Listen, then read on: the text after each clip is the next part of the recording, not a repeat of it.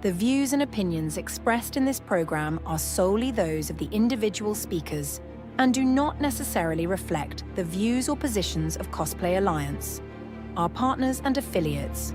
This episode of the Cosplay Alliance podcast may contain coarse language or sensitive subject matters. Viewer and listener discretion is advised. Welcome, everyone, to episode 65 of the Cosplay Alliance Podcast. Tonight, we're going to be talking about something very important and very near and dear to me. I think something that we haven't been talking about much, especially in the cosplay community, which is men's mental health. We have an esteemed panel tonight. We're going to go around and introduce everyone. Everyone can introduce themselves. So we'll start off at Gravel Road and make our way down to Tony. Okay. Hey, I'm Gravel Road Cosplay. I'm playing for about 10 years, and I don't really have a theme of anything that I do. I just prefer to make my own stuff, but I'm not opposed to buying anything.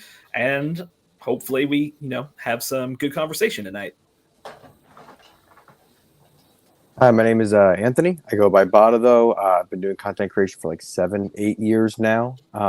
Doing cosplay through and through all those years, and looking forward to having a good discussion tonight. Hello, my name is Kira Creates, where I create neat stuff. I've been doing YouTube content creation and cosplay for a little over 3.5 years now, and look forward to talking about something that is very important to me as well as everyone else here.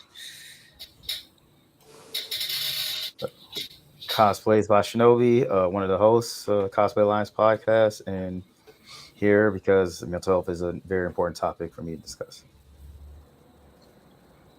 I'm Zach, Get Zacked. I've been a cosplayer for how long has the pandemic been going? How long has the pandemic been done for? 4 years. 40 years, actually. Yeah, so since then, and I'm just I cosplay muscular people, and I'm here to talk about men's mental health.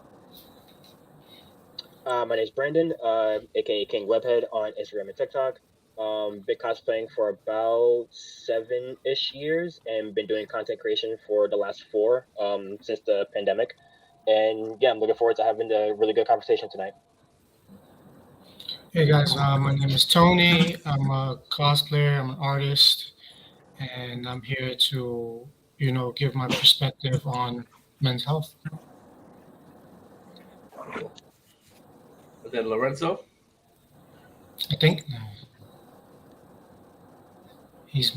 Oh, we can't hear you, Lorenzo. Oops.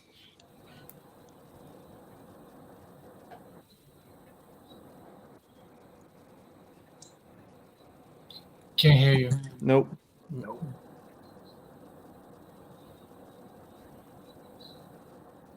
Got some technical difficulties. It happens. You might want to log out and log back in, Lorenzo. We'll get back to you anyways. Yeah, we'll get back to you. It's lighting up like a. It's picking up. Yeah, it's picking. That's weird. He'll be back. Probably. Okay, so should we move forward to the talking points? All right. So the first talking point, so there's a stigma surrounding mental health, especially for men. Have you ever felt a sense of reluctancy to tell anyone or even acknowledge you might need help? And if you so, how did you overcome that? Zach? Yeah, so I worked a very difficult job years ago. Oh, what's that? Oops. Somebody got a Steam Deck going on. Zach. Can we hear him? Testing 1 2. Can we hear you, Lorenzo? Testing. Hey! All right. Let's go. All right, I'm back. All right. Let's go ahead with your intro then, Lorenzo. Okay. My name is Lorenzo, aka Mr. Team Awesome. I've been cosplaying for 3 years and content creation about 5 because I do something outside of cosplay. And most importantly, I'm here because, we have to talk about men's mental health. I feel like that's a topic that should be discussed a lot more than we hear of it. Yeah. So, Chris, you wanna briefly go over the first talking point?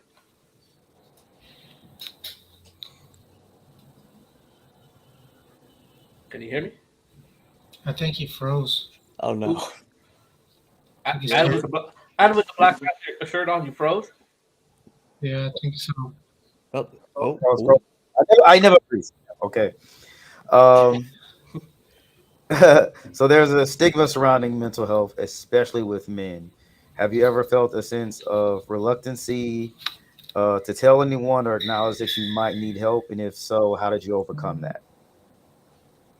Yeah, Zach. I'll just go back to what I was saying. So yeah, it was difficult because like I had family as well that did the whole like, oh, you need to man up and all that stuff and just like white knuckle through it. And then it got to the point where I knew that I couldn't handle it alone anymore. So I had a buddy that had a therapist that was looking for more clients. So then I went to therapy, and I'm still in therapy. Okay. Anyone else? Gravel? Yeah, pretty much very similar to what Zach had said. Growing up, you see it on TV and movies and stuff. Men, they have to just, lower your head and take the shots in the body and keep moving. You don't deal with things like that. And eventually my depression was, affecting my work and relationships. And so I talked to my doctor about going on antidepressants, but that was, such a stigma to overcome because, there's just this negative connotation about getting a depression diagnosis. And then so I went forward with that, and that has really helped me. And then eventually it is a two-prong attack. So I started therapy as well. I started going to a psychiatrist about 2 months ago. So that's still a new journey for me. And so it was a hurdle to overcome. But, you have to think about what's best for yourself. You might hear bad advice from family or friends or see examples like TV and movies, as I mentioned before, and you just have to, look out for yourself. I find the older generation gives really bad advice when it comes to this type of stuff. You'll talk to them about it, and they're like, oh, well, I never needed that stuff. And it's like, spoken like somebody who made somebody have to go to therapy. You're depressed. Don't be sad. Have you tried not being depressed? Yeah, exactly. Yeah, like I was in the military for some odd years, and the drill sergeants used to drill in your head. You get over it, get up and keep walking or keep trucking, right? And there was times where, I felt that what I was doing was getting nowhere because I had nobody at home to rely on or to talk to me and say it's going to be okay, right? So I had a really difficult time in the military and even outside of coming back out of the military. And it took me years, and I'm still trying to, get over the trauma and everything that happened to me as a kid. Because, a lot of the reasons why we have so much mental health issues is because of childhood trauma or what's happened to us, and it's just creeping up as we're getting adults. Now that we're adults now, all those little things, there's triggers that we don't notice, and then now they're triggering off and they're going off like crazy, especially as we get older, and it's harder to talk to people now because in this society, if you say how you feel, you're wrong. Right, you're wrong, and it also depends on who you're talking to. So like, I got a solid family, right? So if I have, issues and something is bothering me, I'll talk to my family and I'll be like, hey, this is what's going on, Or sometimes, I won't say anything, and which will cause more problems later on. But I think it's that time that we just need to talk to each other, regardless, right? Because I've had strangers come up to me and just start talking to me, and I'm just like, holy shit, whoa, this is crazy, but it feels good talking to someone who's not going to judge you, right? Because they know you, right? And I think that's a lot of the problems. Like when we talk to our families or we talk to our loved ones, and sometimes it's you want them to give you to talk to you in a way whereas they don't really know you, right? They just know what they see in front of them, Yeah. right? And I think sometimes people judge immediately from what they see. For King Webhead, you're just gonna have to jump in because we can't see you raising your hand. So No problem. I mean, for me, sort of the same situation where I was in a certain job where I didn't feel like I really had anyone to go to. Luckily, I did have, my mom and my grandmother and my grandfather at the time that I could go to. Yeah, unfortunately, at the moment, I'm not in therapy, but that is something that I'm looking into very soon. But I'm also very glad that I have a huge group of friends that are like very supportive and always there for me and like have their door open for me whenever I need to talk. If if I need an ear to listen to or a shoulder to cry on, they're right there, right next to me. There's 3 people specifically that I can always count on. But yeah, for me, like I guess like that's the way that I overcame. It was like just surrounding myself with people that were like-minded and just wanted to see the best for me. nice, Kira. Yeah, so coming from like where I came from, because there's still like some stuff that I'm like still processing, getting over. But like I came from like rural Pennsylvania, right, where it's like I was on a farm. There was like Confederate flags flying all over the place, whatever. So I never really like fit in with that environment, but I kind of had to because my parents were very much into that, and if it was like it was their way or the highway. And I was forced to do a bunch of work that was like my parents' responsibilities. And if I showed like any signs of tears or weakness, it's because I've never been like that. I've never been a big guy. I'm 120 pounds soaking wet. Like because there was a lot of heavy labor and stuff like that, I would get beaten. And if I showed any tears, I would get more beaten. And so just like, man up, whatever. And I've had to repress that. And there was a period where like they caught me with some cuts I put on my arm because I didn't know how to like express my emotions because I couldn't go to them. I was basically cut up from my family for the longest time, and I didn't like have anywhere to go to in the school system or anything like that. And so they threatened to put me in a home instead of like talking to me about it or whatever.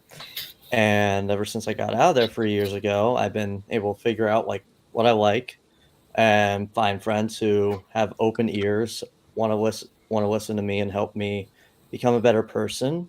And I seek therapy earlier in the year after just bad decisions on my part, just like that kind of had to do with my brain being all like scrambled eggs from dealing with everything and just never like properly dealing with it. So I'm going through therapy now, and it's just been a big help, and life's just been going up ever since I've just had those like that amazing group of people that I'm with to just open up with and be the best person I can be. Beautiful. I'm just gonna Thank you for piggyback off sharing of that. what Tony said and what you said, Kieran. One of the issues, especially with anxiety for myself, is generational. I feel like a lot of our parents instill a lot of fears and a lot of doubt into us that they had growing up. Um, it affected us in choices that we made as well. And to flip the coin on what Tony said, I feel like a lot of people, not only men, are afraid to come out and tell people, especially on their mental state, their mental health. Um, yeah, some people are very supportive, but also I find like a lot of people, um, the few do tend to use your mental health against you. And I feel a lot of people are afraid to come out and say that they do have mental health. Not everyone has their best interest at heart, to say. And it is a hard road to travel to find people that you can trust to divulge that information to. So yeah, luckily, I mean, I have Zach here that we speak, here and there, and he's someone I really trust to speak about these things with. So when you find those people, I feel those are people you keep close to you. Hey, soon will be more often. Oh, yeah. And to piggyback off of what Zach said, the whole man up. Everyone's telling you to man up. You know, like Fucking I think that's a horrible. And I think that we should like reframe that, because I think like what we're doing right now is manning up. That's what manning up looks like. It's not trying to power through and suppress everything that you're dealing with. And I 100% agree with you on that. Like, I had a conversation with somebody of the older generation and was explaining to them that the way they did it wasn't manning up. It was actually bending over and taking it. Yeah. Yep. exactly. Yep. Exactly. That's the generation my parents came off of. And- They were like a couple years off of being baby boomers. And how I related to the older generation, it kind of is like, all right, if you like sports or whatever, I was like, okay, you play basketball, whatever. Yeah, you might play man-to-man defense, but you can't always guard your guy. You need help, and you're stupid if you don't ask for help, and you just keep getting cooked all day. And they're like, oh, well, that makes sense. Yeah, it doesn't make sense, doesn't it? Who wants to choose to continually get cooked? And I think part of the problem isn't just our families, right? So when I used to work for the government, and when I started working for the government, it was you were viewed very negatively if you were seeking any kind of mental health treatment, any kind of, going to see a therapist, something like that. That was seen negatively back then. There's a little bit more shift to it now where it's like, okay, we understand it's important. But even back then, from your job, you could possibly get fired, or they could look for a way to get rid of you because they think something's wrong with you, right? Mm-hmm. And do you think that companies in general have changed their stance on mental health? I think It really depends on the company, because some companies they look at it as if you're trying to get out of work, and they don't really look at it as a guide to becoming a better worker and an employee for the business, right? Because let's say if you're working for corporate, right, and it's an important job, let's say it's a news outlet, and you're reading these stories and you're writing these stories, and after a while it just takes a toll on you. So when it's time to step back and try to refocus on all the negative, you're trying to become more positive, so then you can be more of a guide to enforcing positivity for the job, right? But some of these jobs, they don't want to give that opportunity, especially to men. Forget it. For men, it's nearly impossible to get some time off on mental health, because then, like I said, they'll think you're lying or whatever, and then you get written up. And I've been through that before in my previous jobs, and it was just no one really cared, And now it's becoming more of a thing that it has to be. These jobs have to teach mental health courses, by law. But the question is, are they doing it because they have to, or are they doing it because they really sincerely want better employees for their company? Nice. Now to the second talking point. I know a lot of people use cosplay as a hobby or a coping mechanism for mental health. Are there any other hobbies that you guys have that you guys use to cope with mental health? Yeah, I do art. I'm an artist. I do a lot of 3D designing and custom work. And I actually have a series I'm working on, and it's based on mental health. And it pretty much, I'll show you one of the pieces now. So this is like one of the pieces, right? That's sick. Right, and it's a female, right? And the title is Broken, and there's a reflective mirror, because in the mirror she sees this person. She doesn't see who she wants to be. She just sees this shattered person, right? So a lot of my artwork is either based on, mental health, or, from where I'm from in Puerto Rico. And I feel that when I started doing this series, people started to look at me more as an artist rather than some just vendor at a comic shop or at an event, right? Because a lot of these people, they sell art just to sell art, but there's no meaning behind it, right?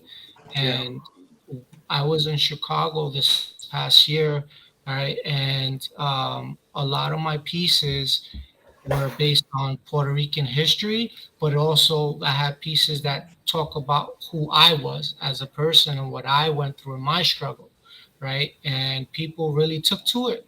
And I got people to actually stop and listen, and if it wasn't for this and if it wasn't for guidance from my family, I'd probably be kind of lost because I sometimes I struggle to this day trying to come up with something that really fits what I envision, right? Because that as cosplay, all of us here are artists in one way, shape, or another, right? So we have this image that, oh man, this is what I want, right? But in reality, is this what people want to see? So now, are we trying to do it for us, or are we trying to do it for them, right? So then we get in this conflicting, between two sides of the spectrum, and it kind of we tend to fall apart, right? And then us men will end up just shutting down, right? And just get frustrated and F this, and then I'm walking away from it, right? So in doing the artwork, it helps me diffuse that attitude or that negative part of me to be like, okay, I'll set this down, I start something else, and then I come back to it, and I think it's important that, we find something that we can connect to, be it art, be it cosplay, be it dancing, a musician, whatever it is, whatever we do is going to make us be a better person. Beautiful. Anyone else? Um, Yeah. So I think a lot of us do gaming, right? Yeah. Yeah. So growing up, the main way that I got to like escape all the things, like, because like it felt like it was like an impossible task to like be held to like all these like very masculine values when I was never like a masculine person, was just like, as well as like everything else, was video games. Like get to immerse myself into a different world and all that, and just like pretend to be like this like unstoppable badass, because I played a lot of Call of Duty growing up, and I recently actually just picked up BO6, which that's great. Ooh, Which, we gotta play. yeah, I've been trying to get people to play with, but like nobody has responded to my story saying, "Hey, who wants to play?" I play. Yeah, All let's right, go. we'll play. Yes. So, I've also picked up because, like, I will be honest, this year has also been really stressful because I never want to do con crunching again. um, I've been Fair. making so many props. I made a whole new Iron Man suit for New York Comic Con, and it's just been like, okay, I need a break from like actually doing stuff before I completely burn myself out. So like, it's not just like a thing to like use for like, just like any, like, it's basically for like any type of like issue that you're going through. It's just like, let me pop in the game real quick, because like you don't have to be this thing that everybody wants you to be in real life. You can be what you want to be in the game, and just like take a break from it. Then once you're out of the game, your mind's fresh up. You can go back in there maybe with some new ideas of how to get through the situation, whatever. Because again, I got to play video games and be a big masculine badass, which I could never be. Well, the thing for me, Call of Duty makes me more of an angry person. It affects everybody differently. So if I lose a game, I'm just like, we'll get them next time. It's fine. See, Lorenzo? to piggyback off on what Kira said, video games, even though like these days I don't really have too much time for it, but I was a big gamer growing up, and I feel like we as men, the two things that drives us and expresses our frustration is going in the gym or playing video games to release those. Yeah, he knows. Yep. That goes. We got the But Soviets. I feel like those particular two things is what helps us release our stress, but me, I shifted from gaming to like, writing. A lot of people don't really know that I do writing as a passion. It's been my first hobby before cosplaying, and shifting to cosplaying, I feel like I'm now using cosplay as a way of telling stories through costumes versus writing and typing things on paper while telling stories. And I felt like it's been a useful coping mechanism for me because I do not look like what I've been through. I've been through so much in my teen years, from bullying to figuring it out, fitting in, trying to find my place, to now being put in a position of, as you guys touched on earlier, you know, you got to man up, you got to suck it up, you got to, you know, brush off whatever it is that you're feeling. And I'm like a human therapy. So it's like everybody's like dropping their problems on me, and I'm like giving advice to everybody else. And then it's like, when you have time to take your own advice or tend to your own mental state because you're so focused on everybody else around you, and you know, eventually sometimes it makes your head explode. So writing helps me, cosplaying has really saved me, and therapy, I always recommend therapy. Therapy, do not be ashamed to go to therapy. I went to it last year.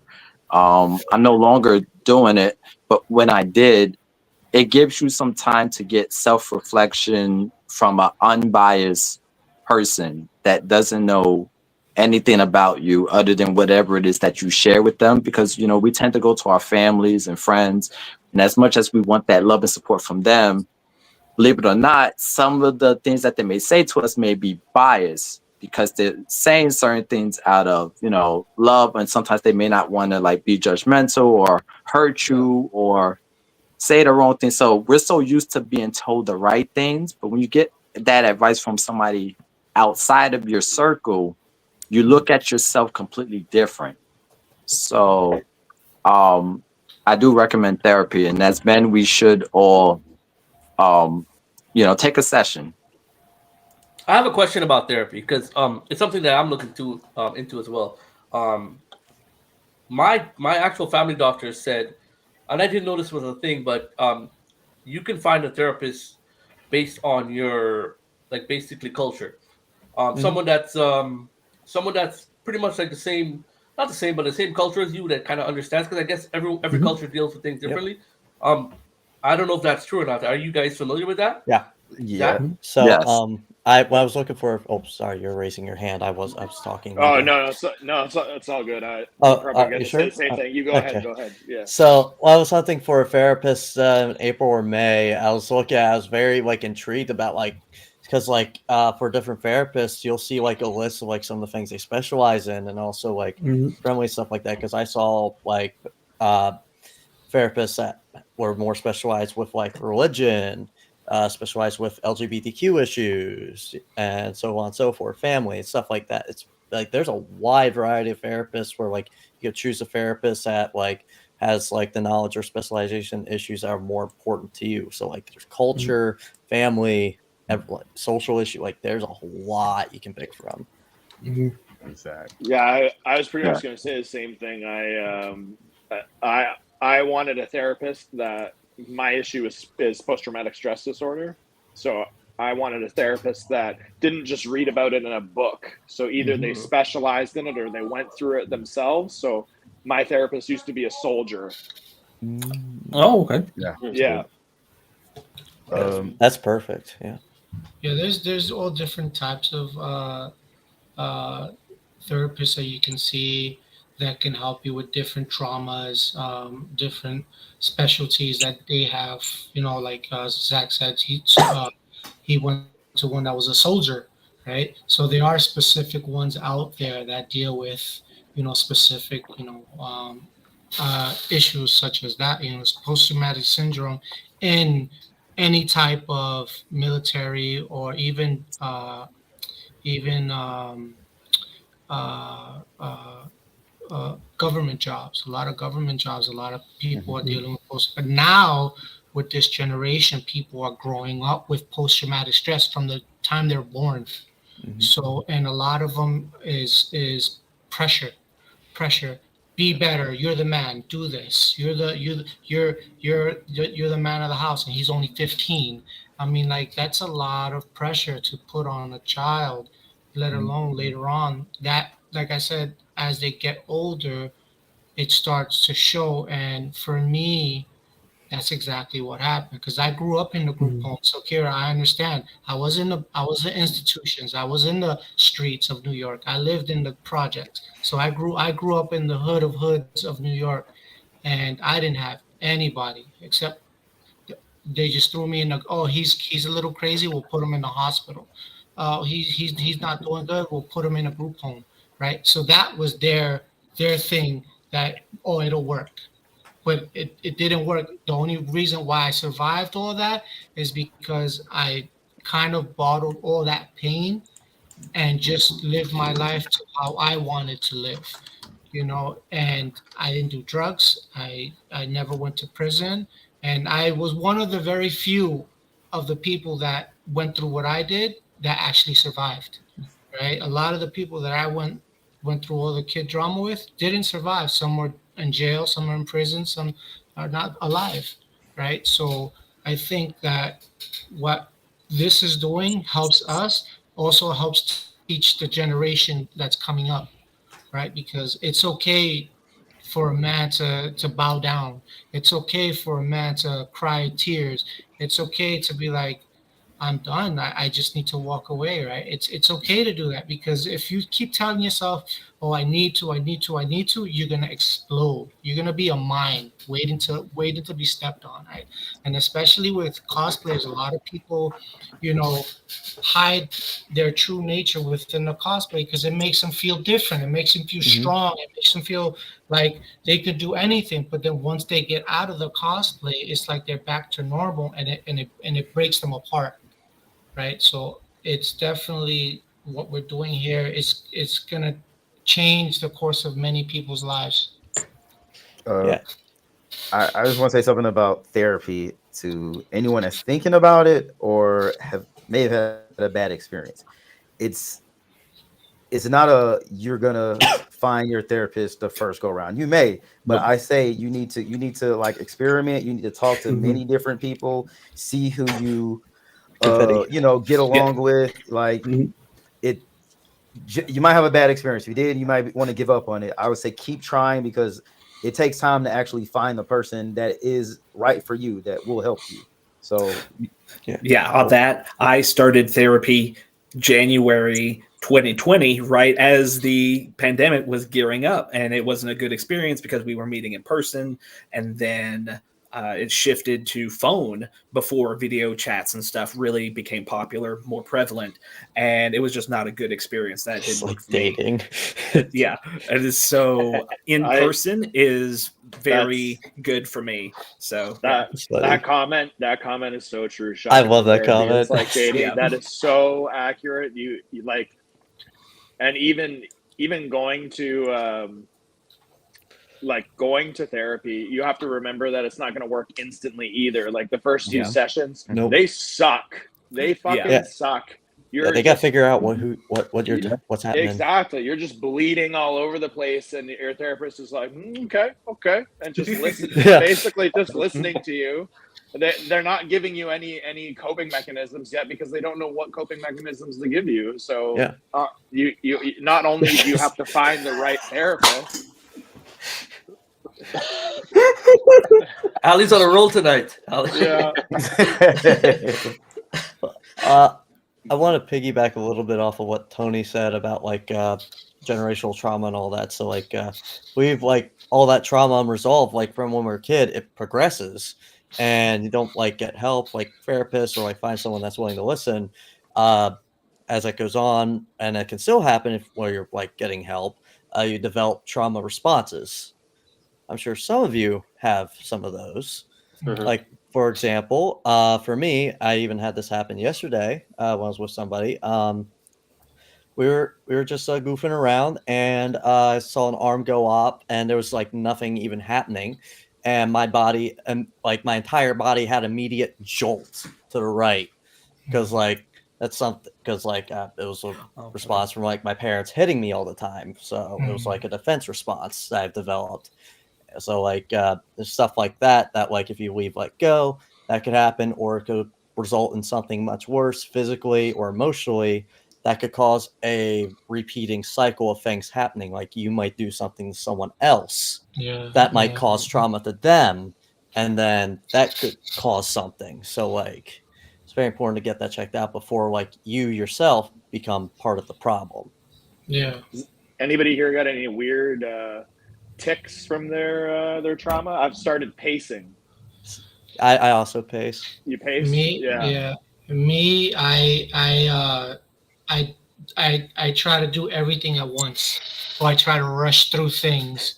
So it's like once I start something, I can't You're stop. just doing it. Yep, you just gotta go. Doing it, and then I'm just like, yo, what am I doing? It's that hyperfixation. It's gotten to sometimes it gets really bad where I'm just so like it stresses me out that I can't unfocus from being so focused. So yeah, it's why I have 2 Ironmans too, so I'm very tired. I can attest to that. I pretty much asked Tony to print something for me and get it done. He did it like in a day. I'm like, what? Oh my god! Oh my god! I thought I had a good turnaround time. Good lord. Yeah, I when it comes like when I was living in New York, I was always considered the go-to guy when you needed something at the very last moment. Right, I was able to pull things out of my ass pretty much, and I will only do that to people that I like and that I'm really cool with. Right, I feel special. Right, and normally, well, I mean, not only that, Anthony also gave me the opportunity to be a part of the Cosplay Alliance, right? Because when I came from New York to here, I didn't know anybody, and it was really hard to meet new people, especially when you're older. It's hard to meet people and be friends, right? Because usually friends are childhood friends, right? Well, they went to school together. I didn't know anybody.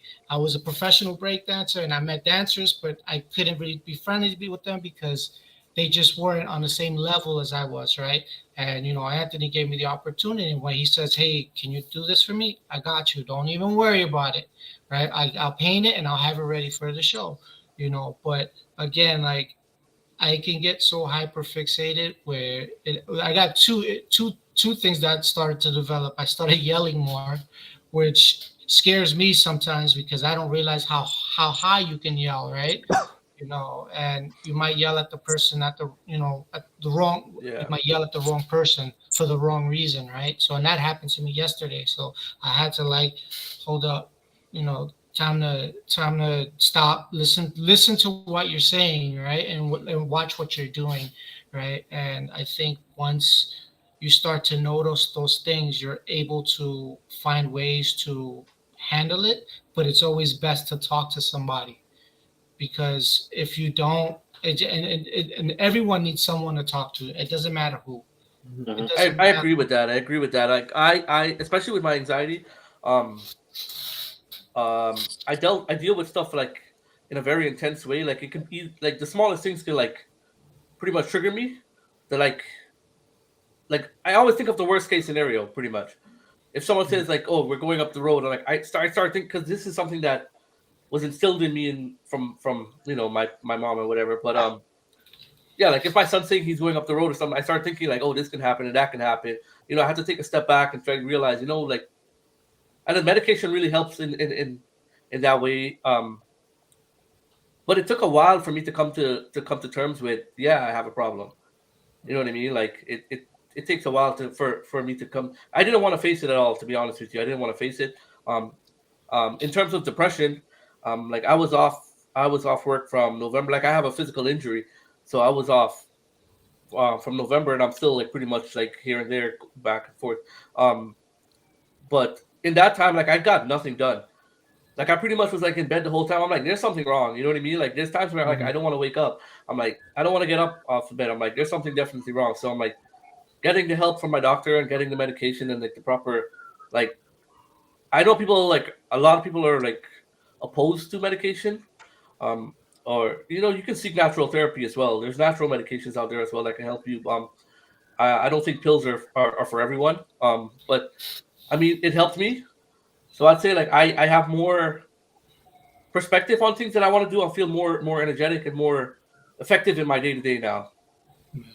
So like for like depression, I know like certain people don't like pills, and I think it's earlier this year we have a TMS partner here in Seattle, and I did like some I did like a kind of like collaboration with them during a mental health awareness month, and just giving people different options. Right? It's a non-medicated therapy treatment, and I was like, for people who think you don't have any other way, there are like many different forms of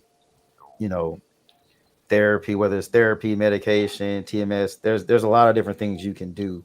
You don't have to just sit there and take it.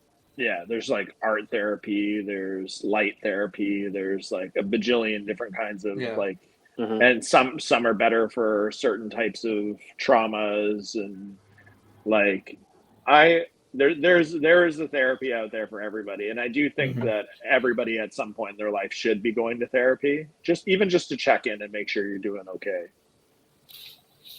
Yeah, like The webhead want to say something, I think. Okay, sorry. Yeah, go ahead. I just wanted to kind of like piggyback off of what Tony was saying, that well, kind of circling back to what Zach had asked before, like if anyone had any like tips for like trauma. I do notice that one of the things that I do a lot, I'm kind of on the other side of what Tony does. Instead of rushing everything, I take on way too many things all at once, where I just try to keep myself as busy as possible to just distract myself from everything. So a perfect example is July. Actually, was it June? Like June, July.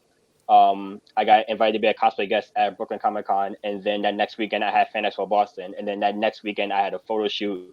That next weekend I had something else to go to. Then it was like wedding after wedding after wedding. So, Jesus Christ! You gotta stop for a second. You're stressing me out, man. Calm down. And it got to a point where I had to call out of work because I just ended up getting so sick because I just burnt myself out. Because mind you, while I'm taking on all these tasks, I'm still working.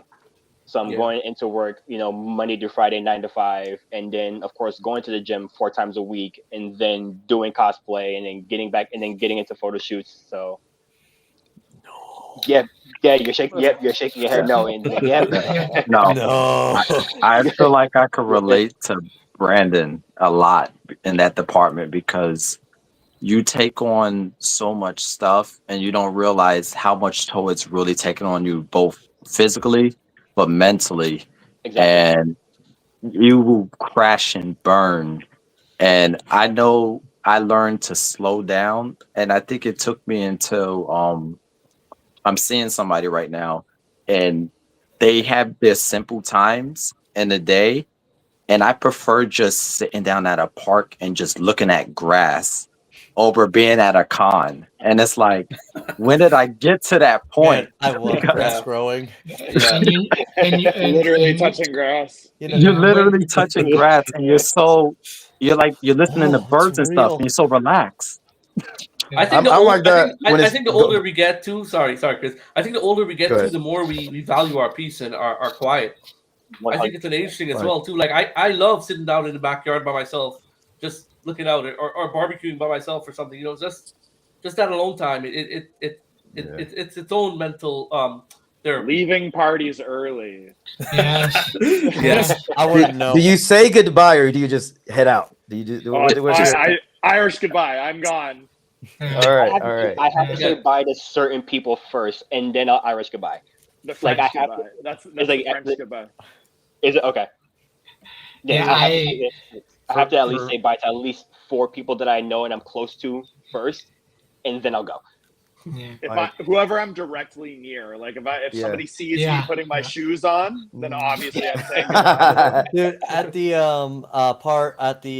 what was it, Sonic Boombox on Friday night at New York, I stayed the whole time from like 2 a.m. or whatever. I'm just like, why did I do this to myself? Because like I did the Times Square photo shoot meetup in Iron Man like right before for like an hour or two, then immediately went to Sonic Boom. Was this Friday? Yeah, it was that Friday. Okay. And I was just like, why did I do this to myself? I was dead. And I just was like, at 2 a.m., I was just like, I saw everybody I was with like basically gone. And I was like, okay, I gotta go. Wait, you were with us to get food, right? Did you? I feel like you were, but when?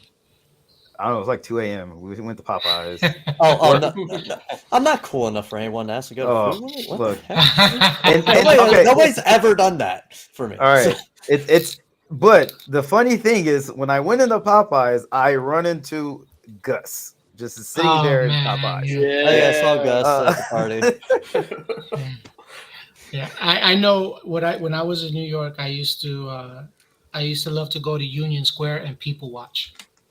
Just sit there and look at all the people, because New York Union Square is literally the hub, the central of New York. Like, that's where everything happens. You think Times Square? No. 34th Street? No. Union Square or Tompkins Square Park right down the road, right? And I would just sit there after a stressful day, and I'll just go there, and I'll practice some dancing or whatever with my old crew, or I'll just sit there and just watch people. And that is the most relaxing. It's so zen. You have to elaborate on the dancing for those who don't know. Okay. So I was a professional breaker. So I was a break dancer and a house dancer. I still house, but I don't break anymore. But I used to perform in the streets of New York. So you'll find me on the subways. You'll find me in the parks, pretty much anywhere. And that's what I was doing to survive in New York, because nobody would hire me. What's a house dancer? Wait, hold up. So a house dancer pretty much is listening to dance music. It's like a specific type of dance that we do, and it's more of a vibe. So you dance into the music, but it's vibe. So that's what we will call house. You know, a lot of people have their own definitions, but that's mine. But yeah, so that's what I did for a living, because I couldn't find a job. I wasn't given the skills to look for a job or do a resume. So it was really difficult for me. So like I said, I had a really tough time. And it wasn't until I left New York that I kind of really found myself, right? And I'm still trying to find, because my job just shut down. I've been out of work for 6 months. So it's just like, and I'm in the car industry, right? So, and yeah, I'm in the car industry, and it sucks, because now, like, I don't know when I'm going back, and it's like I'm like twiddling my fingers, and the stress is getting unbelievable difficult, right? Because, you know, I have kids, I have a family, you know, and, you know, I'm an adult now. We got rent to pay, we got things to do, and it's getting to that point, and now it's the holidays. So this is where we have to really be careful, especially us being men. Men tend to be more destructive around the holidays than any other holiday. And Christmas and Valentine's Day are like one of the most that men tend to lose themselves. Like, absolutely, it's crazy. And, you know, I think, you know, having going somewhere where you can just zen out and not worry about anybody and just sit there and just watch. You know, like touch the grass, you know, or just sit in a room in utterly quietness, right? Or go to a park, or go by the water, right? There's a lot of different things that we can do, but, you know, some, especially men, we are afraid to do it alone, right? Like, I know I'll go to the movies by myself, right? Or I'll do this by myself, you know, or I'll go dancing by myself, because that's my zen. That's how it makes me feel good. So I think all of us just has to figure out what it is that really makes us find peace. Because if we don't find peace within ourselves, we're just going to be, you know, hotheads the rest of our lives. I'll be honest with you, we can't really go through all these talking points. This is flowing through naturally. Yeah. Too smooth. Like, I feel like, yeah, it's progressing way too good, yeah, for to go through these talking points. Lorenzo. It's getting spicy. Yeah. Oh, spicy. No, I just wanted to piggyback off of what Tony said. Depression, it's like not really being this. Even somebody said it in the comment section. Seasonal depression. Yep. The holiday season tends to be that winter time period is the biggest hit for both men and women, because it's like the time where we're supposed to be spending time with families, friends, loved ones, and not everybody can be around loved ones and friends. And some people experience loneliness. Some people are sad. Some people probably never even received a gift in their life. Some people probably don't even know how to deal with receiving something, because they've been so busy being a giver. So seasonal depression is something that's not discussed because it really reminds me that we're so used to togetherness that there are some people out there that are experiencing loneliness and don't know how to mingle with people, and they want what we probably are having and they don't know how to express it. Yeah. Seasonal. Speaking of sorry. Seasonal depression, like something that just happened this past weekend, the times changed, so now we have less light. Oh, That's another thing that's depressing. I get off work now, there's no light. I can't. I want to take a walk. I actually like driving in the dark. For some people going to work, it's dark when you go into work, and it's dark when you're coming back from work. Yes. So That's what I was gonna say. That's exactly how it is. For me. Am I the only one that finds that cool? It's depressing to me. Well, they're literally. So I lived in the UK for a while, and they actually had. Sorry. I don't know if you had this. They actually had special light bulbs during this time for people that dealt with like this depression, and because were they like blue lights? No, they weren't. There's blue. actually there's actually a light that you can buy. I seen it on Amazon that is for depression and stuff like that as well. Yeah, there's literally this first time I'd seen this, and I was like, what? They're like, oh, you might need this light if you feel depressed. I'm like, what?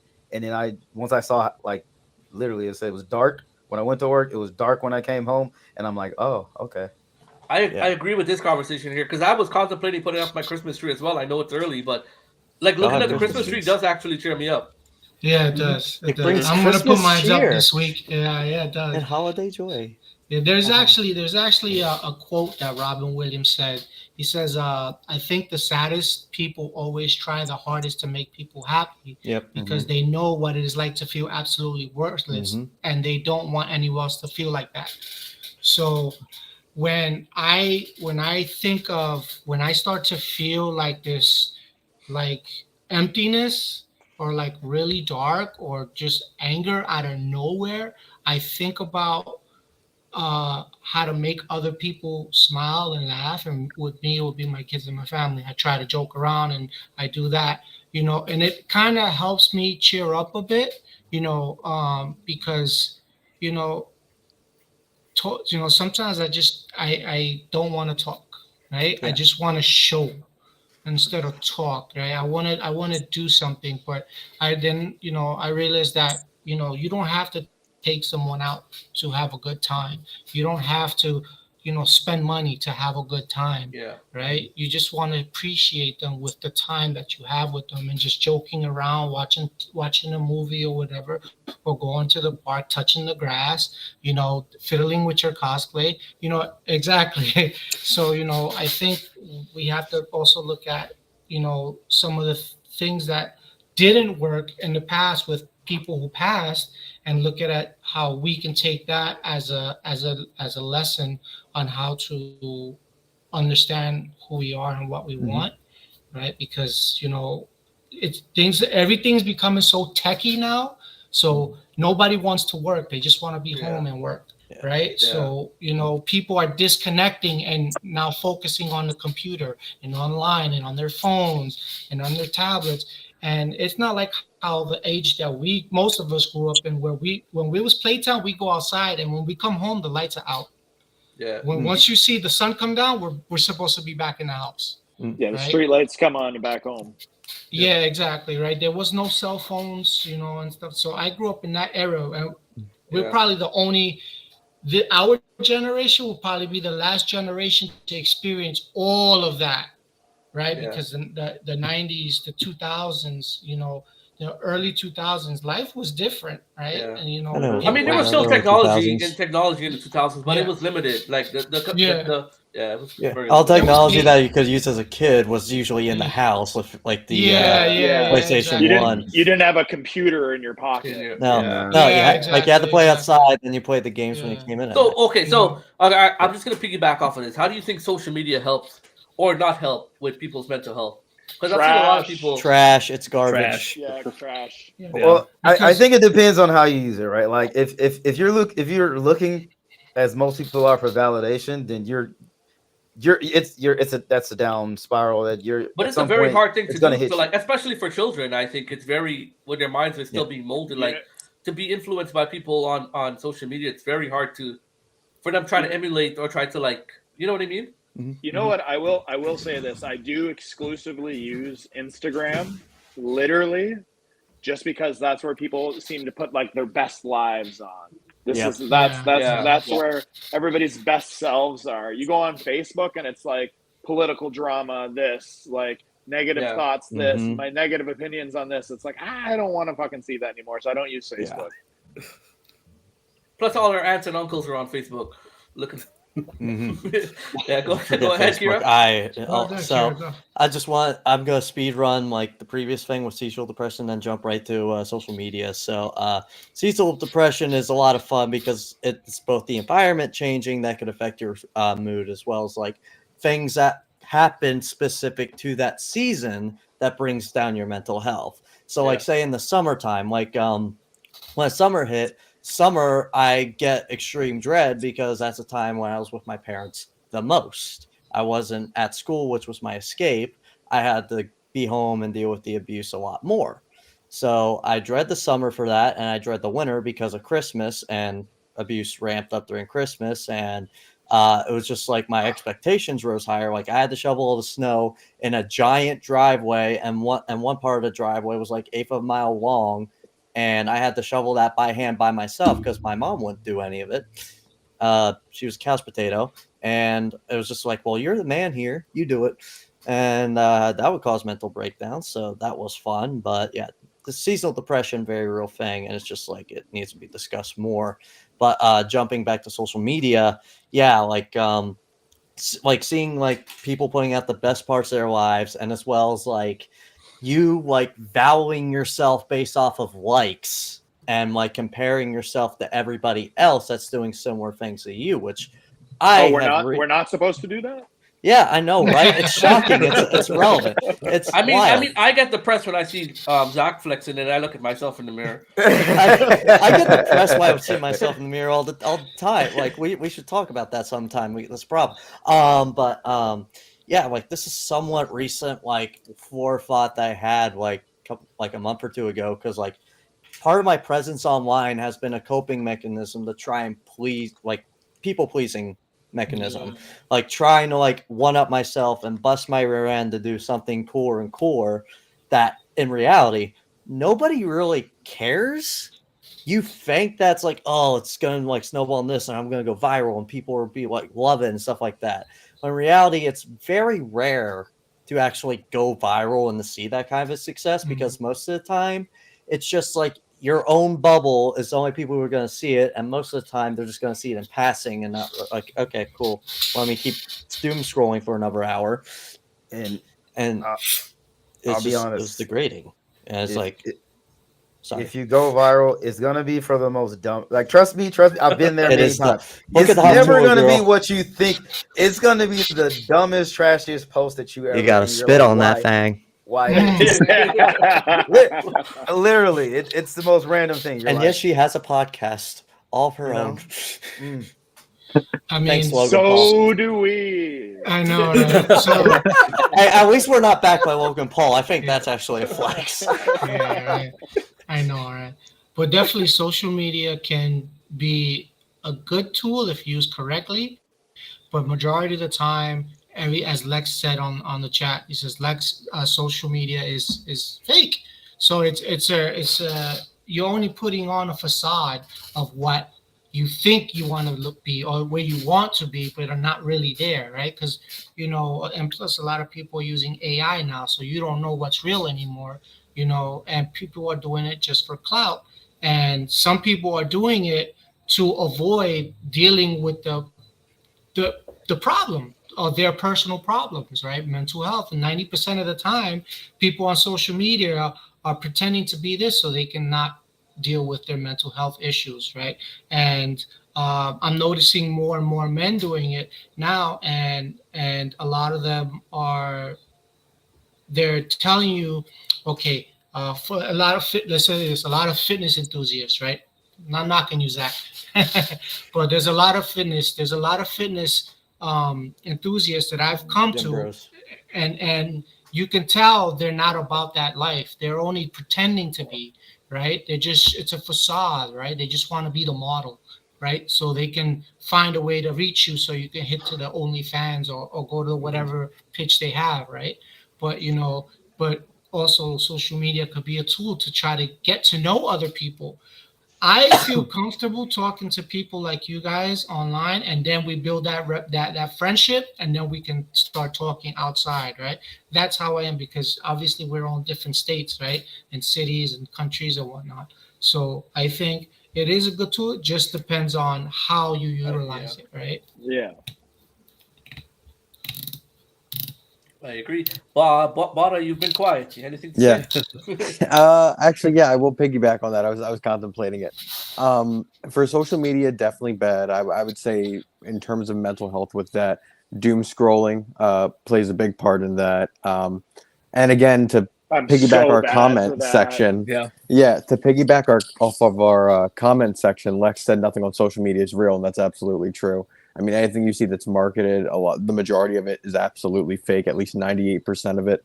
And again, people only post the best parts of their lives, right? So you're only seeing the good, you're never seeing the bad. Technology as a whole, though, when I was 15, really got big into gaming. And I met a lot of online friends, and they know more about me probably than a lot of my in real life friends. And I called up one of them the other day. I said, Jordan, I'm not feeling too hot. He said, Brody, what's going on? What's going on? And we talked on the phone for a while. And that is somebody that I can confidently say, like, bro, I love you, And I think that's kind of the connection that a lot of men are not really okay with talking about. Yep. Like we don't communicate that enough to our close friends. So I do think the technology can be really useful. And I do think that if you meet the right people or you use technology for the right purposes, I think it actually can help with your mental health. But I also do think, again, that there are other negatives like doom scrolling or, again, like comparing yourself to others, whether it's progress, building your own brand, seeing what your friends are up to, seeing if, hey, they're doing something and they didn't invite me. Do they not like me a certain way? And really letting that anxiety spiral. And these are the things that go through my mind on a constant basis. And I've had plenty of talks. I've been quiet for an hour, so you guys are getting all of it right now. It's like, be quiet, so bro. I know. I was kind of waiting for the right time, but yeah, no. So there's a lot to go with technology and playing a role in men's mental health, and really just mental health for anybody, male, female, and anybody at all in the world. We all go through it. We're all suffering together. Yes, sir. Yes, sir. So that leads into the cosplay portion of this. Do you guys think cosplay is an actual tool to help with mental health, or is it a mask? It can be. Yes, It can be. Yeah, it can be. Yeah. Like any tools, use it appropriately.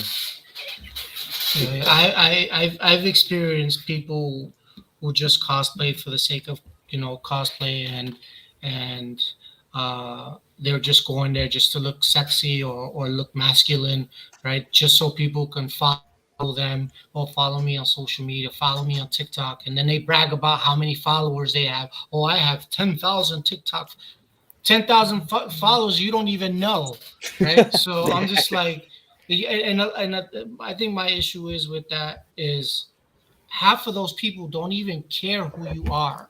They just follow you just for the sake of following you, but it does nothing for you. But what it does to others, it makes their ego go higher. Oh, I got 10. So now they have this attitude towards people. But then you got real people who actually cosplay because they are scared to be who they really are. So they create this cosplay and this character, or they identify with a character, and this specifically for anime cosplayers, because I know a lot of anime cosplayers connect with some of the anime cartoons, right? Because they feel like that's them and that's the best way to do it. And I commend them for that, because it isn't easy to put on a costume. People think, oh yeah, I'm going to do this. It isn't easy to go on and build something from scratch, or even buy something and try to make it yours, right? Yeah. Because I think cosplay is for everyone, and there's no limit to what you can do as a cosplayer, right? To me, there is a fine line on what cosplay is versus overdoing it with making it look overly sexy, or where it's not kid friendly, right? Because now you're appeasing a different type of crowd, right? So now are you really cosplaying? So there's a thin line between there. So when I tell people cosplay for how you feel, right? Cosplay because it's something you want to do and entertain others, but make you feel good inside, right?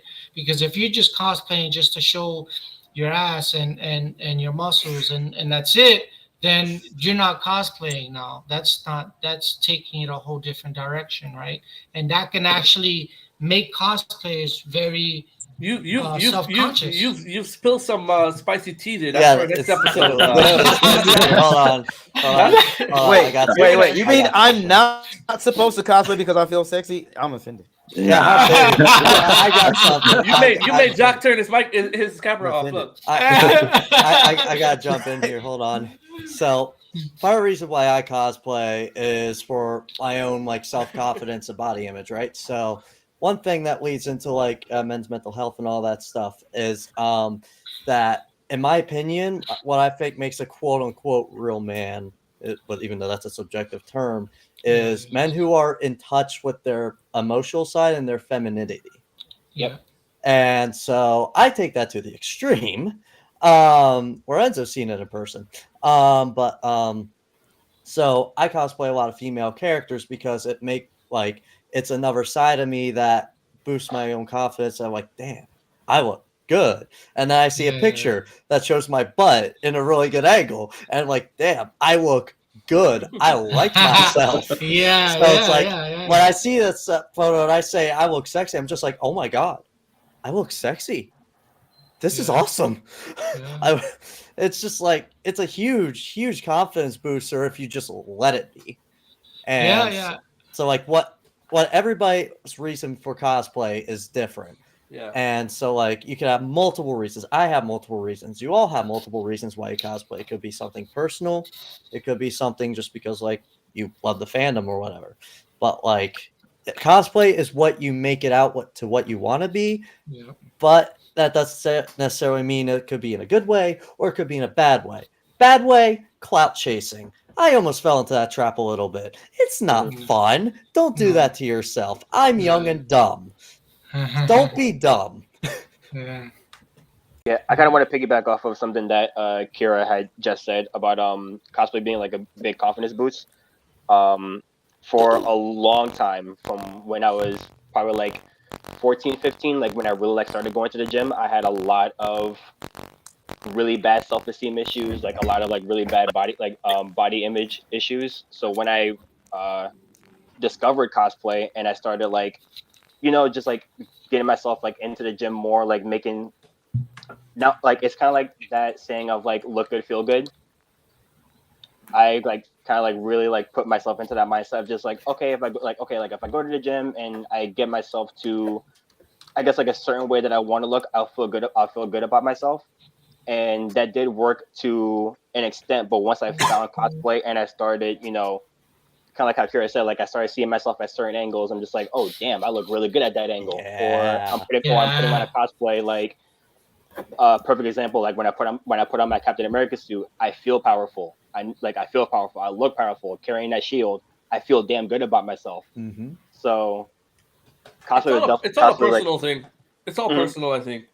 Yeah, like if it definitely like gave me the confidence boost that I think that I needed for myself. Just going forward, and ever since then, it's just been great. Like if you want to work out and get in shape for yourself, do it for yourself. Don't do it for anybody else. You know what I mean? Yeah, exactly. See, that's why I love Zach. You see, this guy's the most humble person I've ever met in my life. All right, this guy, like I went to, he asked me to train with him because I love going to the gym. And mind you, I'm smaller than him, but to have someone like him say, "Come and train with me, let's do it," right? So that really gives me more confidence in who I am, because I was you're a small guy, right? You're small. I used to be I'm a twink. Get it right. Yeah, I was skinny like you. I was skinny like you.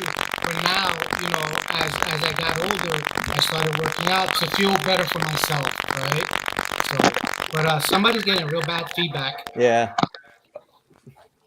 But yeah, so like, people like Zach and even you guys are making me feel that what I'm doing is the best decision for me, right? Not just in a conversation, but we all have similar ideologies and similarities on what we had experienced. And altogether, it's, men's awareness and men's health, right? Because everything we do is what makes us who we are, right? And if we tend to go off course, we forget who we are, and then we start at the bottom again, right? So I think it's constantly trying to find ways to uplift ourselves on our own, not just expecting others to help as well, right? So, which is really hard, you know what I mean? Because I still fight myself every day, trying to find ways to keep myself motivated and happy and, just persistent,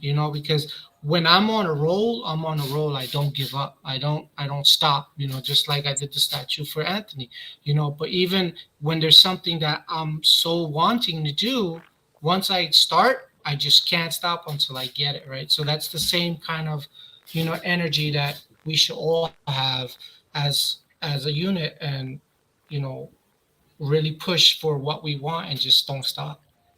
Exactly. I feel like, as I said before, cosplay for you. I mean, if you want to cosplay like a closet cosplay, if you want to do an armored build, if you want to buy something, if you want to do a sexy cosplay, whatever you want to do it for yourself.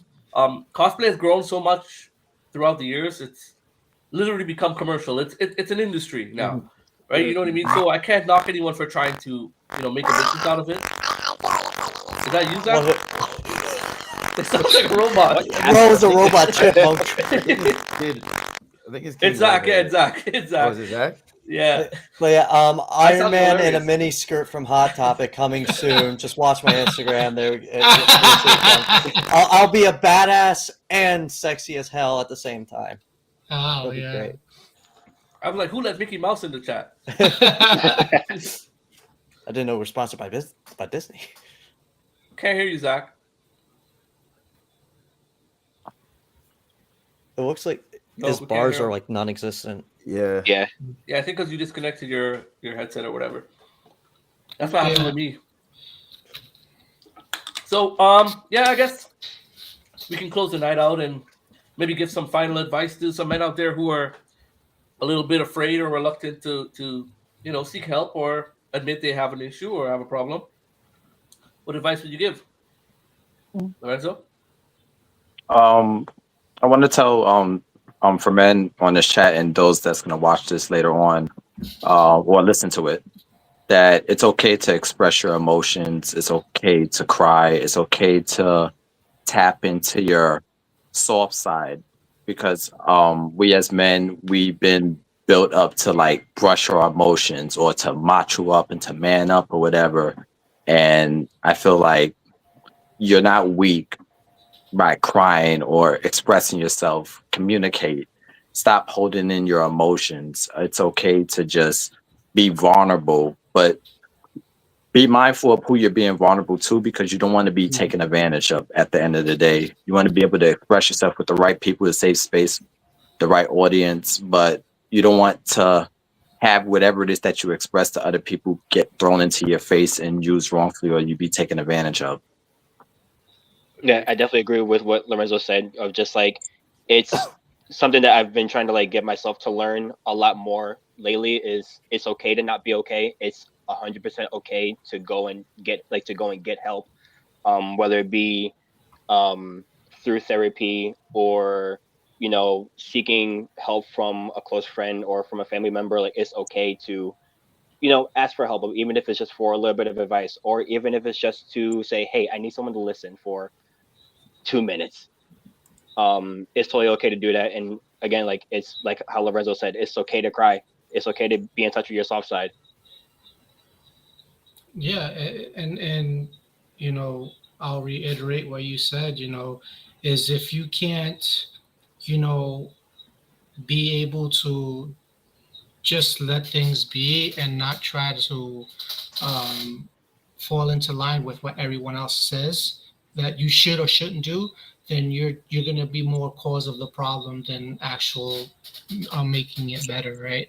So I to those who listening now and listening later, the best thing for you to do for yourself is listen to yourself. Listen to ask yourself, what is it that I really want, right? And your conscience will tell you you should speak to someone. And yes, like you said before, you have to be careful who you speak to, because they can take that and put it against you later on, or for whatever reason they might want something from you or whatnot. But it's okay to be vulnerable. If you want to get upset, get upset. If you want to get mad, get mad. Just make sure you have boxing gloves on and go to the gym, right? That's the best way to do it if you're that stressed out. Right? If you really stressed out, go outside for a walk. Let that cold air, believe it or not, that cold air is good for the body. It needs that. It needs that. It's an alert system. Wake up. You're alive, right? Be grateful that you're alive, because there's so many people who didn't abide by what they said and they're no longer with us. You know what I'm saying? And I don't want that. I don't want to see that in the cosplay community ever. I don't want to wake up and saying, oh, this person that is no longer with us because this happened and we just spoke to them 2 days ago, right? I don't want to see that ever happen, because that will kill me inside, because we'll never know the signs. Especially us men won't show emotions like that. There are some of us that will show you, right? They will still show you signals, but some of us won't catch it because we don't know them that well, right? I'm Puerto Rican. I'm very expressive. I tell people how I feel, and they know how I feel right away just by the way I speak and the way I use my hands when I speak, right? But some people are not like that. Some people may not even show any emotion in their face. So, sometimes you have to ask the hard questions. What is wrong? What is it that they want, right? Sometimes they just want you to listen. So shut up and listen. Yeah. Right. And once you understand that, that you just want to listen, then you're good to go. And I think as men we have the hardest times to listen, right? But all people also need to listen to us, right? Just because I'm a man doesn't mean that I don't feel pain and I don't feel anger, frustration, and depression. And I've been through everything. I've been on the pills. I've done through all that. It didn't work well with me. So the best way for me was to dance and art and everything else, right? Physical work made me feel better because I feel like I'm actually accomplishing something. Just like Kira, when stressed out, he wants to build something, right? Or Shinobi wants to do something, or Lorenzo wants to start building something, start writing something. So like all of us want to do, get Zach goes to the gym, right? To make himself feel a bit better, right? And then, Anthony starts putting on these programs for us to speak. So platforms like this help all of us. And the fact that he put all this together in a matter of a day, right? And just really push out these opportunities for people to come out and speak, because at the end of the day, it makes them feel as a better person. I appreciate that, Tony. On the flip side of what you said about like being, angry or aggressive, I'm gonna reiterate what our last guest said on the last episode, Reed, because it speaks to me a lot, because I'm a person that deals with stuff in like a more humorous way. I'm very like I'll say charismatic, but more jokey. Like I deal with my stress through like comedy or like so a lot of people that don't understand, or they will never think that I have like mental health issues or depression, because I'm always happy, I'm always like joking around, but it's just a way of me coping with that. Yeah, I made suicide jokes to people who had no idea, and it was like, oh, I probably should have said that. Yeah, it's a coping mechanism for a lot of people. Yeah. As like probably the youngest person here, it's like I'm 3 years out of high school. I just want to say, well, first of all, I'm using neurospicy to describe myself from now on. Thank you very much. But so as someone who's grown up like not really having anybody and like is just like gotten out into the world, into the workforce, paying bills, stuff like that, the world sucks. There's no way of putting it lightly. It's hard. And it's very important that now that you're out and like you're an adult, you have access to as many resources as you can. The internet is a beautiful tool that is also a very ugly tool. Use the internet to find those communities that you can connect with, that share your same interests, your same values, that you can learn from, that you can like in a healthy way express, because trauma dumping can be it can be rough if you overdo it, but like have a safe space. They can like describe that and find resources for mental health just to get yourself up and going, so that way you don't end up becoming worse and becoming the very thing that you despise, that you may have even grown up with, which is something that I'm still doing with that. I'm still afraid that one day I might become my parents. I'm making damn sure that doesn't happen. And to all young people out there, just find solace in these communities like this, with like all you amazing people here in the chat, especially you, Tony, with everything you've been through. I don't think I could have survived what you went through. You are so strong. Just saying that. I wanted to get that out of my chest. But yeah, it's like we get to share our experiences and be there for one another. And also, in this case, be nerds and maybe play BO6 sometime this week. Yes, let's do this. Zach, you getting it?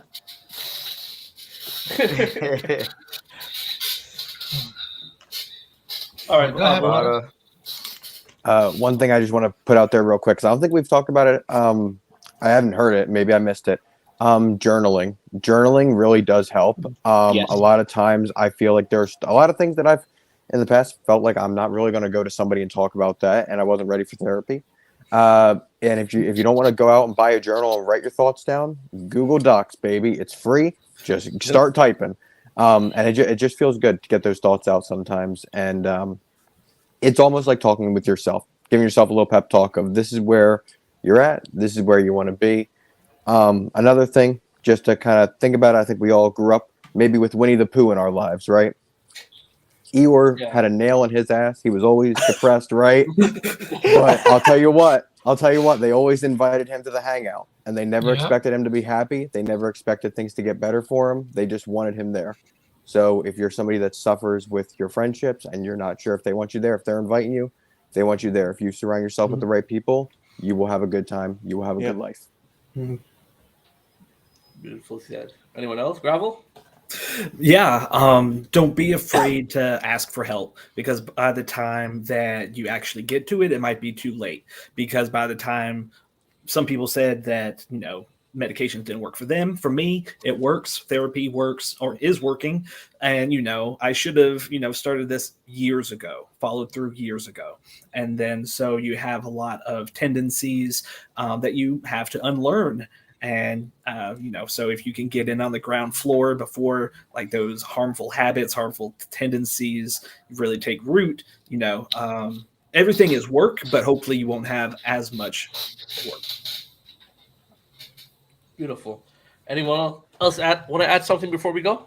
I do have one thing I forgot to add on, Yeah, but if anyone else wants to go first. Go ahead. So one thing I forgot to say, make sure that you do research like what your resources are, like Instagram. If you're a cosplayer, like if you find a cosplayer that's in the same fandom as you, shoot them a message, say that you love your cosplay, and if they message you back, you can nerd out, maybe become friends that way, nerd about things. You go on to the Discord servers. There's some good ones out there, trust me, there are, with like a bunch of nerds in there just like you. And just like there's a lot of resources out there. And to all young men out there, before you get old and jaded, keep in touch with your femininity. It's going to come a long way in life, and it's going to make you a lot happier in life, that you're going to be able to be more open and not be falling for this macho man trap. And you can be you if it's more feminine than is masculine. Yeah, I use dance, as an outlet, and there's various styles of dance, and there's one style is called whack and voguing, right? And it's very feminine, right? And I can do that. And when people see it, it blows their mind, because they see this masculine dude coming out of nowhere, and all of a sudden his style switches up, right? And I do it for fun, right? And I don't see anything wrong with it. Like if you want to do a gender bent costume, or if you want to if you want to be a female cosplayer but you're a male, there's nothing wrong with it, because at the end of the day it's art. Yeah, it's art. Art itself is a way to find peace within it. Yeah, exactly. It's an expression, you know what I mean? So when people start judging cosplayers because, oh, why is he dressed up as a girl when he's a guy? Who cares? Do you say that when a girl's dressed up as a guy? No. Nope. Not at all. But it's always the guy dressed up as a girl. It's always, right? And I think that's another reason why men can't be themselves, because and all of them, and the first thing that comes, oh, he must be gay. If he's gay, so what? If he wants to dress up as a woman, doesn't mean he's gay. Doesn't mean it's just saying that he loves cosplay. He connected with that character. I see it all the time. A lot of men are not really comfortable with their sexuality or yeah. But especially also like the older generations as well. Kissing men is pretty great, I will admit. I admit it. It's pretty nice. Men, you are great kissers. Just gotta get it out there. You are amazing. Oh, it's hilarious. But at the end of the day, you just find whatever that makes you feel at peace, right? And whatever makes you feel good, right? And also feel safe. You know what I mean? Because again, men have a hard time expressing how they feel unless they're really vulnerable and they feel safe. You know what I mean? And it's rare, because once they do let go, we let it all out. Right? And once we let it out, we feel like this heavy burden just disappear, right? And then you get big, muscular like Zach. So now, yeah, exactly. But there's so many different ways. And then there's us. You can always reach out to Cosplay Alliance. You can reach out to Anthony. Anthony can connect you with somebody. He knows everybody in the world, right? So and everyone is super chill. Right, we're part of the Cosplay Alliance chat group, and I see people talking all the time. It can get too much for me sometimes, but like if you want to speak to me directly, I would say just message me directly, and I'll be able to, because I can't read through all the jumbo, right? Because there's so much happening. I think pretty much anyone in this group chat is a reliable source to reach out to. Someone to reach out to if you want to talk to someone. Yeah, please talk to me. I need friends. Yeah, and I'm a straight male, but a lot of my friends happen to be gay, and they all live in New York. So like I grew up around dancers, and I grew up in Whacking and Voguing Central pretty much, and I was more comfortable talking to them because I didn't feel like I had to be like, oh no, I can't be with that because it's not man enough or whatever. I just felt comfortable, right? Yeah. And I have my kids. My kids love me, and I'm grateful. And my family is the foundation of everything that I have, right? So without it, I wouldn't even be here, right? So I suggest, if you got something to say, just speak up. Yeah, speak up, speak your mind, let it out. Take one big breath and just yell out loud, and trust me, I tell you now, you will feel so good, right? And it's all about you feeling safe and being able to just be who you want to be, and not worry about what other people think of you. Agreed. And also, before we go, like, it depends on which city you live in, but every city has a form of help. There's helplines, there's communities, there's just reach out to one of those. There's resources out there for everyone. Yeah, I would say lean into being vulnerable. It literally takes strength to be vulnerable. So you want to man up, be strong. That's more of manning up and leaning into that. And speaking of like Instagram or social media. Like I think I've met the majority of my best friends that I call my best friends today through social media. And I think that's the way I kind of navigate the app mostly, is really communicating with the people that I really want to communicate with. So I try to avoid or not doom scroll and all that sort of thing. So if you have a group or whatever of people that you become close with, start a group chat in Instagram, like talk to each other, talk about what's going on in your lives. That's what me and my best friends have done, and it's definitely helped tremendously.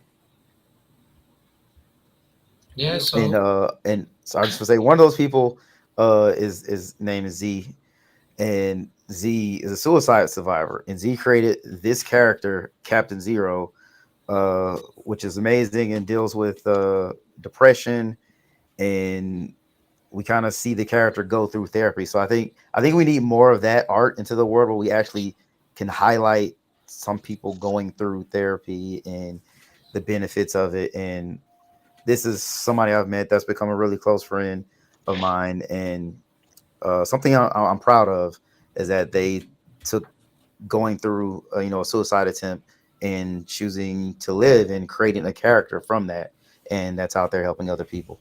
Yeah, I know what that's like. Beautiful. Anybody else before we go? no, I'm good. If you guys need to holler at me, just message me. Zach, is your mic working? Let's see. Fingers crossed. Yeah. Nope. No. Watch his eyes. Watch his eyes. Yeah. Go to Balloons. the birthday party. Got it. I'm going to your City. birthday We're going party. to Party Go to City. therapy. Go to therapy. There you go. And his birthday party.